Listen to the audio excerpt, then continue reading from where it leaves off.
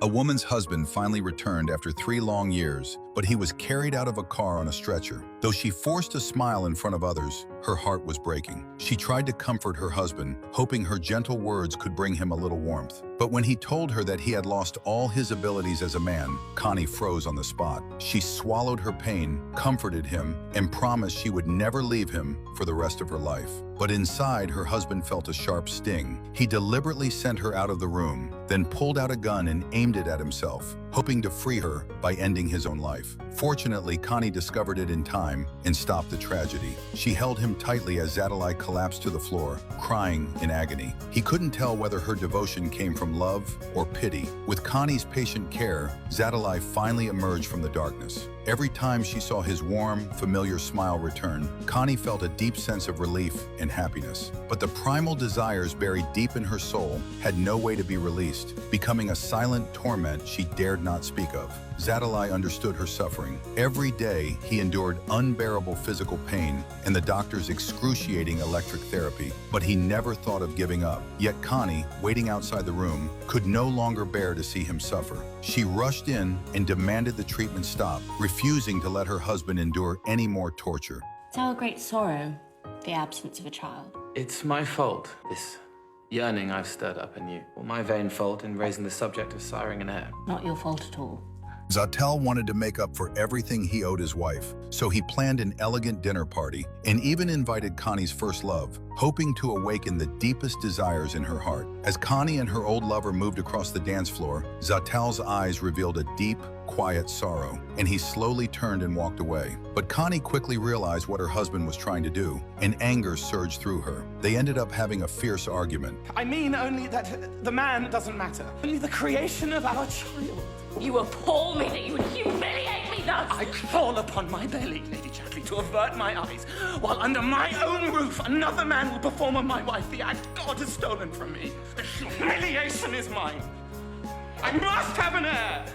That choice created a strange tension between them. Connie fell into deep conflict. She wanted to fulfill her husband's wish to have a child, but she couldn't betray her own feelings. During a walk with her husband one day, Connie's life took an unexpected turn. They ran into the newly appointed gamekeeper, Carl. He spoke very little, and his eyes carried a distant, unreadable coldness. Something about him quietly stirred Connie's heart. The next day, she used returning a key as an excuse to learn more about him. But Carl didn't welcome her visit. He wanted to avoid any unnecessary misunderstanding. His sudden coldness sent ripples through Connie's emotions, and she turned to leave. That afternoon, she received an apology letter from Carl. As she pictured him walking away, his image became even clearer in her mind.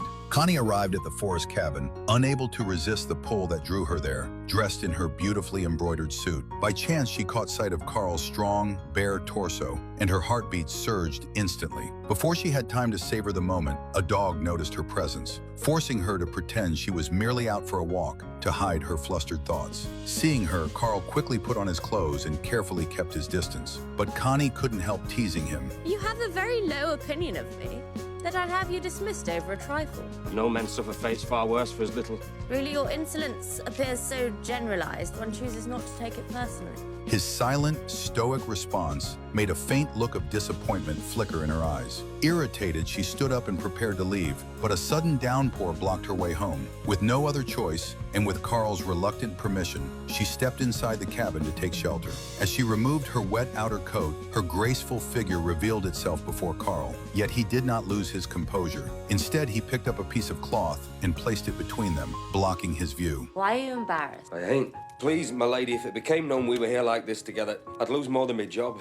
His simple words snapped Connie out of her trance and made her understand his restraint and helplessness. When the rain finally stopped, she quietly left the cabin, but from that day on, her heart never returned to calm. In the stillness of each night, her gaze would always drift toward the faint glow shining from the cabin deep in the woods. Connie began slipping into the woods more and more often. When she saw Carl repairing a fence, her interest was immediately piqued. She watched the lively little chicks with childlike curiosity. Noticing her fascination, Carl opened the coop and gently placed a chick into her hands. Their fingers brushed for a brief, accidental moment, sending ripples through both of their hearts. Seeing Connie's soft and tender expression, Reckon he's took you for his mother.